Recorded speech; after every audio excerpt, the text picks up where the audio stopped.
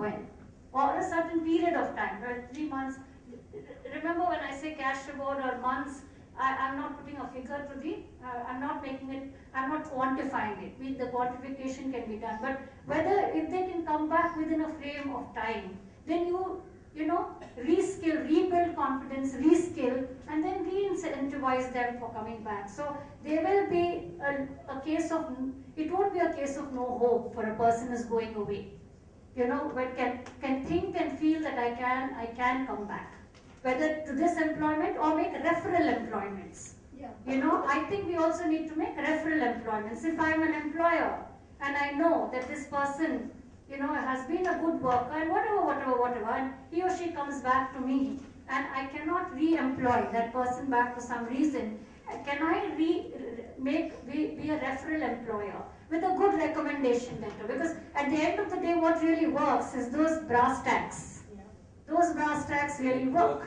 The working kind of testimonial for a person. A working testimonial. I think that works. So I'm thinking probably very minutely in my head, like I do. I'm a micro thinker. Even for the so-called non-mental ill persons, sometimes the recommendation is, okay, if it comes from that person, I can. Yeah. You know, I don't so this is in a way where we are providing work-life security through various working benefits.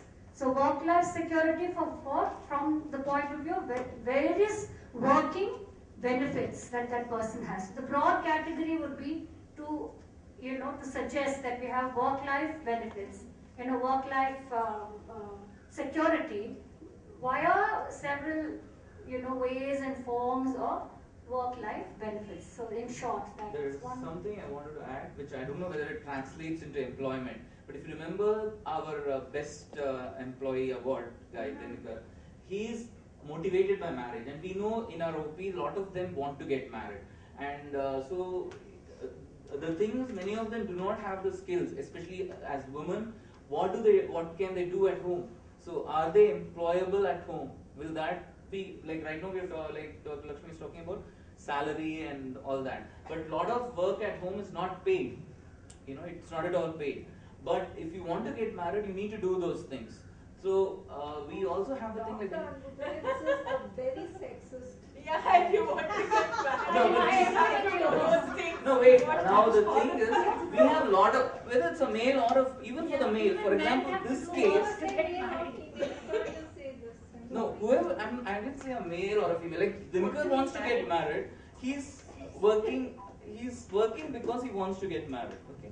So likewise the woman. So what I'm saying is, one thing which we can link with the exchange, the employment exchanges, that we can also have a marriage bureau and yeah, no, not marriage card, because a lot of our clients, they get married and without divulging the fact that they are suffering from a mental illness, because our kind of system, you just have to sit and view and get married, right? You don't really know the person. So a lot of times,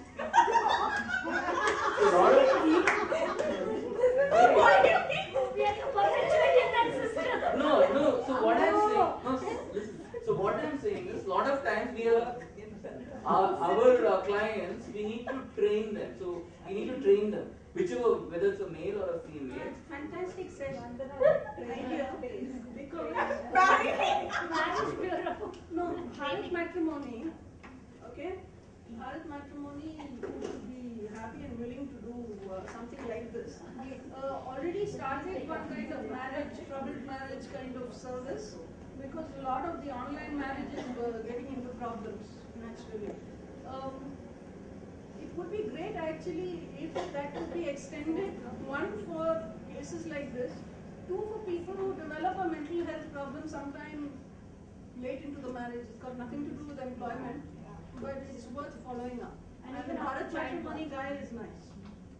Even postpartum, you could not have anything, and you could have difficulties. So then, you know, there's one thing which we forgot completely, and that was Rehab Council of India. That's another political struggle. Not really, because they are like, this is something like, for example, Banyan's healthcare workers. They know a heck of a lot. Now, what is to stop the Banyan from certifying them as XYZ health professional. That is a particular grade of employee which has been created, which is serving a purpose. So if tomorrow, if that person goes, let's say gets married, goes somewhere else, and then applies to an, Anjali or wherever, it would definitely help to know that that person is certified and that certificate is recognized. If tomorrow that person can go and help out in a PHC, the PHC doctor should be able to say that, okay, so-and-so is, certified by Rehab Council of India, blah, blah, blah. I think healthcare Vidyasagar workers. and staff have that, right? Staff has that training program for health workers. Certified by Rehab Council They of have. India. I had a doubt also. Vocational therapists, occupational therapists, we all have a national certifying. Yeah, we have. They have. Yeah, we Counselors don't, right? Yeah. No, no, Social workers don't. no, not yet. Any other ideas? Interesting. It's like this, suppose one fine day somebody came from the electricity department to the Banyan office and this was a rented rent. So therefore you have to start paying commercial electricity rates because you're in office. And so then he said, no, people sleep over here in the nights and blah, blah, blah and all of that. But at the end of it, there are, I think Ratna had pointed out that there are a lot of areas in which you could be doing something, but your club is a profit-making venture. And therefore, you come under Shops and Establishments Act, you have to pay professional tax, you have to pay this, you have to pay that. Maybe not so much as giving people a tax break, which a lot of disabled people do get, income tax breaks, but as far as not, unnecessarily clubbing, let's say, a disabled SHG along with a student Xerox. Yeah, that is in terms of what you were saying, in terms of, say, the shop that we were talking about or something like. What I'm saying in terms of organizations, we're saying that if you employ persons with mental illness, then, giving them some tax concessions and tax breaks kind of a Like thing. Samitra was saying yesterday about the whole social cooperative fund. I don't know what. Yeah, because before we put in a recommendation saying that Give us more. We should know where we are currently, what is the current scenario, and then we can say give us more. I don't know whether it would be a good idea for us to link it with this mandatory CSR thing.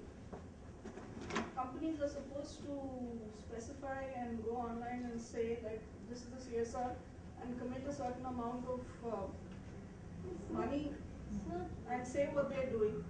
No, they're supposed to. Again, it's come back. yeah, but it's not a good idea to tie up with So CSR. suppose because we take CSR it is a social response. Yeah. Suppose we take it like carbon credits. As in, ultimately you have to do X amount of good. Whether you choose to do that X amount of good via CSR only, or whether you get an equivalent amount of credits because you're employing people, doesn't make a difference. It's not CSR. Until such time that workforces become more diversity and visibility, inclusive and all of that.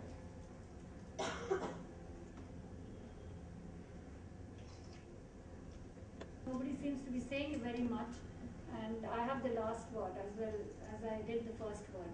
So, on behalf of Banyan, on behalf of BLM, I'd like to thank each and every one of you for being here and sharing your thoughts, ideas, insights into various aspects of our two-day program, yesterday and today. Really appreciate that all of you have stayed back post-lunch here today, and value your thoughts. Even if you haven't voiced them, please paper them and give it to Ratnaboli Ray or me or any of our BLM. And I also would like to specially thank all my Banyan and BLM colleagues. I won't be naming each and every one, but I really, really appreciate that all of you have been here and we've really worked together as one solid team once again. And I'd like to place on record my sincere thanks to the team of SRTT that has been here and also the support that we've been receiving throughout from all of you.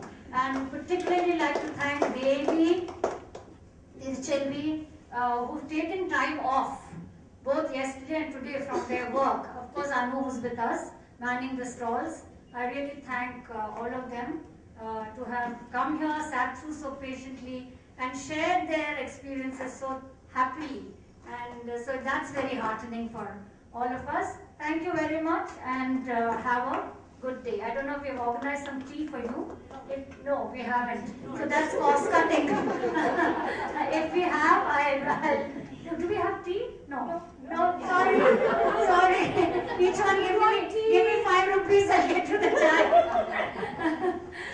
So with this we end, and thank you so much. Thank all of you, and thanks for all your support. Thank you very much.